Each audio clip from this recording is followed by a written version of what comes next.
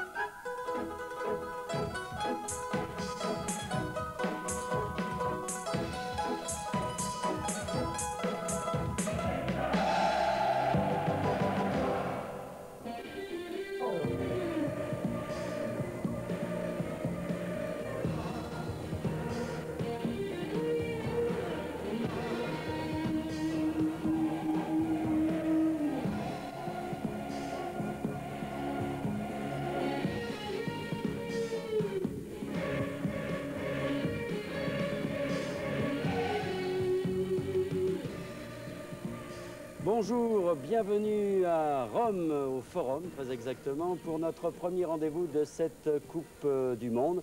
Je sais que vous étiez très nombreux à nous suivre hier lors du match d'ouverture entre l'Argentine et le Cameroun. C'est notre premier rendez-vous magazine, il y en aura tous les samedis, pendant 1 heure vous serez avec nous. Et puis également, vous pourrez nous rejoindre avant les matchs de 21 h dans une émission qui s'appelle Antipasti, où on vous fera découvrir un peu les coulisses de cette Coupe du Monde. Toute l'équipe d'Antenne 2, nous sommes plus de 20, toute l'équipe d'Antenne 2 est là, avec donc Roger Piantoni, à qui on va demander un pronostic. Écoutez, je ne vais pas être original, je vais quand même vous donner plusieurs équipes parce qu'il me semble que la Coupe du Monde est très ouverte. Je vais vous donner le Brésil, l'Italie, l'Allemagne, la Hollande. Je ne me mouille pas, quoi. Mais c'est vrai, c'est ce que je pense d'ailleurs. Et un super favori quand même. Allez, le Brésil, quoi, parce que j'estime qu'ils sont quand même de très bons footballeurs. Alors chacun doit donner un pronostic, hein. Personne ne se défile, Dominique. Eh ben moi, j'aime pas faire les pronostics. Alors moi, ce que je vous dis, c'est que je voudrais voir une belle Coupe du Monde, du beau jeu, pas de violence et pas assister à un enterrement, mais une fête. Olivier? Moi, je mettrais une pièce sur les Pays-Bas, mais une seule pièce. Hein. Moi, je ne mettrais pas de pièce du tout, mais je pense aussi que les Pays-Bas peuvent gagner cette Coupe du Monde avec le Brésil peut-être. Et Alain, enfin? Vous savez que l'Italie a quand même sait depuis 6 ans qu'elle organisera cette 14e Coupe du Monde. Alors, il mondialé, c'est surtout 6 derniers mois de précipitation. Alors, on va voir dans ce reportage comment l'Italie a préparé cette 14e Coupe du Monde. Et moi, je donne l'Italie. Rome, le 31 mai. C'est l'ancien gardien de but de la paroisse polonaise de Wadowice qui inaugure le stade olympique, théâtre de la finale de la Coupe du Monde. Le mondialé reçoit la bénédiction papale. La fête peut commencer.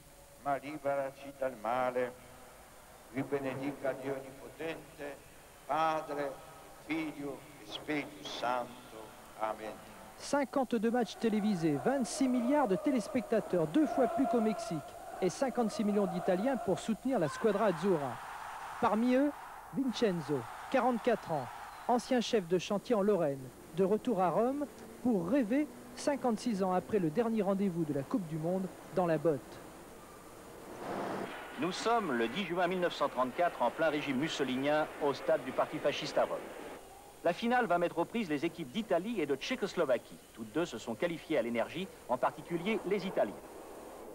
Dans sa loge tendue de pourpre, Benito Mussolini. C'est une clameur délirante, une véritable explosion volcanique qui secoura la foule lorsqu'à la 85e minute de jeu, l'ailier gauche Orsi marquera le but libérateur. 1984, l'Italie obtient à nouveau l'organisation de la Coupe du Monde. 1990, c'est Milan la puissante qui accueille le match d'ouverture. Le vieux stade San Siro, devenu le majestueux Giuseppe Meazza, a coûté 5 fois plus cher que prévu. Tant pis, du moment qu'il est beau, déclare le maire de Milan.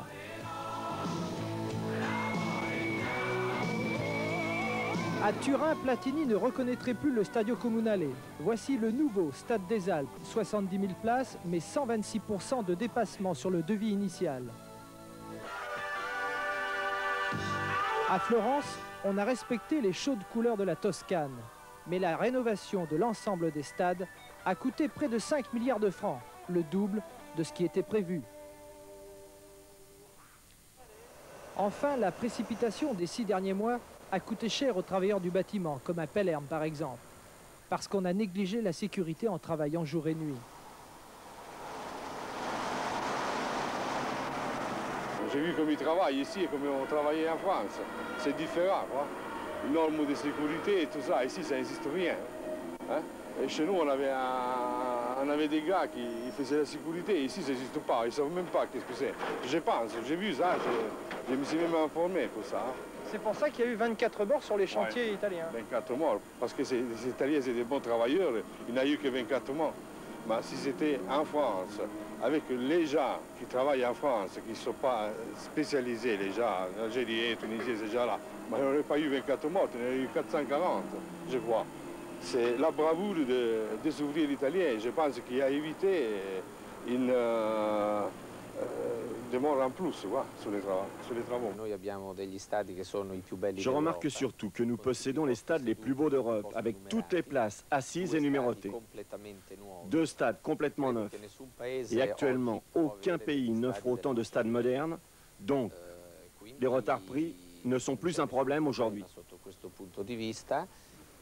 Mais on ne va pas prétendre que le football puisse échapper à la règle qui veut qu'en Italie, tout soit prêt à la dernière minute. C'est l'événement, mais ça a été aussi un bordel pendant 6-7 mois. Absence de sécurité, bruit, retard, inflation, parce que les marchés avec les entreprises ouverts il y a 5 ans, pour le mondialais ou pas, ont été conclus il y a 1 an seulement. L'Italie a tout commencé, tout changé, tout construit, parce que rien n'est jamais trop beau pour le foot. C'est des travaux faits pas avec des études, vous voyez, improvisés. Pour moi, c'est comme des travaux improvisés, quoi. C'est vrai que certaines villes ont profité de la Coupe du Monde, qu'on organise tous les 50 ans, pour faire toute une série de travaux dont le mondialais n'avait pas réellement besoin, mais qui serviront les infrastructures de ces villes après la Coupe du Monde. Exemple, les ouvrages pour les transports réalisés à l'aéroport de Rome Fiumicino, qui sont déjà des projets d'avenir, comme à Milan et dans toute l'Italie, qui profitera après du phénomène mondialais. On fera donc les comptes après. En revanche, dans les 400 guichets de la Banque nationale du travail, on a le sourire. 95% des billets déjà vendus et des recettes assurées dans un pays où le calcio fait en moyenne 30 000 spectateurs par match. L'Italie attend son mondialais et 80 millions de dollars de bénéfices parce que Ciao, la mascotte de la Coupe du Monde, est une vraie fontaine de lyre pendant que les Italiens marcheront au ralenti. Vous travaillez ici à Rome pendant le mondialais? Pendant les matchs, non. Si je ne suis pas au stade, je suis à la maison à regarder mon match, n'importe quelle équipe, parce que j'aime le foot. Comme Giuseppe et ses pizzas au fromage de Parme, l'Italie réussit toujours bien ce qu'elle aime.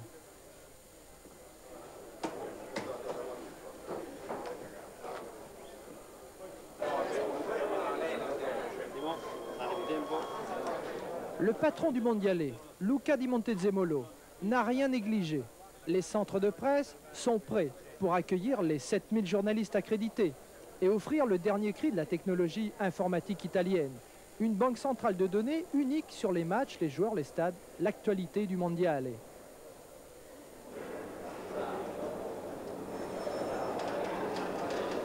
C'est la première fois que ça se passe, c'est un petit peu à l'instar des Jeux Olympiques. Les Jeux Olympiques, il y a toujours une salle de presse avec une centralisation des informations, mais c'est beaucoup plus difficile pour la Coupe du Monde parce qu'il y a plusieurs stades de compétition. Donc c'est la première fois que c'est mis en place pour la Coupe du Monde. Là, c'est un grand pas technologique pour la Coupe du Monde. Un autre exemple, voici des négatifs de photos prises sur le match d'ouverture à Milan.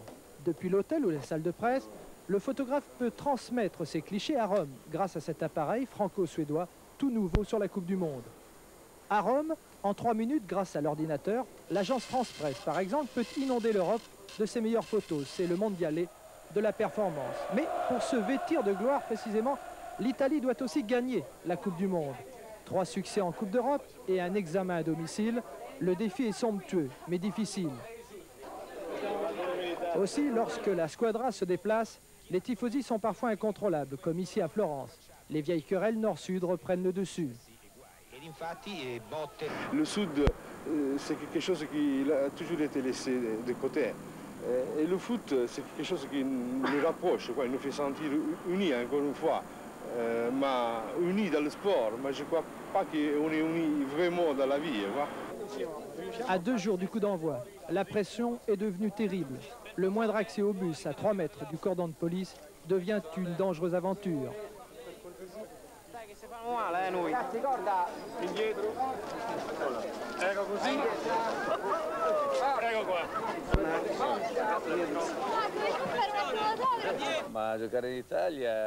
Pour moi, le fait de jouer en Italie, c'est une responsabilité supplémentaire. On a une bonne équipe, on doit faire un bon mondialé. On peut gagner même, pourquoi pas. Mais c'est vrai que la responsabilité est trop importante et l'Italie doit au moins terminer dans les 4 premiers. Io dico che l'Italia deve arrivare nei primi 4 posti, poi quando siamo lì vedremo cosa succede. La principale difficulté, ce sera de jouer avec une pancarte dans le dos, celle de favori.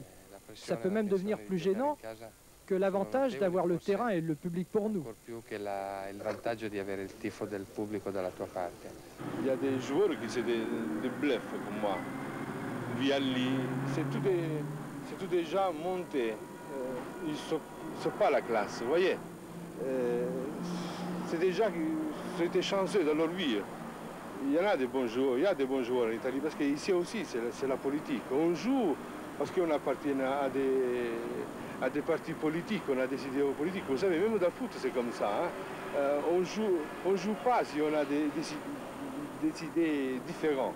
C'est vrai? C'est bête, mais c'est vrai, oui, c'est vrai. En attendant, la squadra s'entraîne, à huis clos ou en public, un jour sur 2, devant 2, 3, 4, voire 6000 personnes. Bergomi, le seul rescapé du titre 82, soigne sa condition. Vicini, le patron des Bleus, a un vrai souci pourtant. Qui jouera en attaque aux côtés de Vialli? Carnevale, Mancini, Serena, Donadoni, même Uccelacci. La squadra, battue en championnat d'Europe, est éliminée, souvenez-vous, par l'équipe de France en 8e de finale au Mexique en 86. Cette squadra-là n'a plus droit à l'erreur.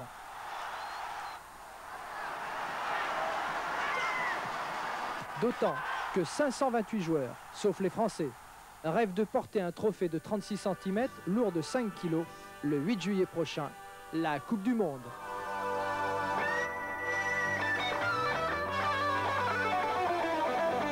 Les travaux, les stades, l'organisation d'une façon générale reste un problème que les Italiens craignent beaucoup avec le phénomène des hooligans. Olivier, la sécurité. Oui, alors Alain, un chiffre, 45 000 policiers ont été réquisitionnés pour cette Coupe du Monde. Et avec Didier Rancœur et Christian Rome, nous sommes allés à Rome, Cagliari et Milan pour découvrir toutes les mesures de sécurité mises en place par les carabiniers pour assurer le bon déroulement de cette Coupe du Monde à haut risque.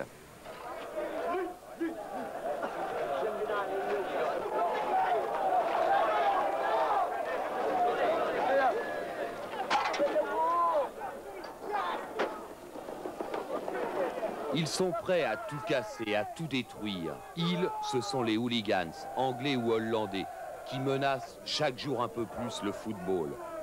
Leur arrivée en Italie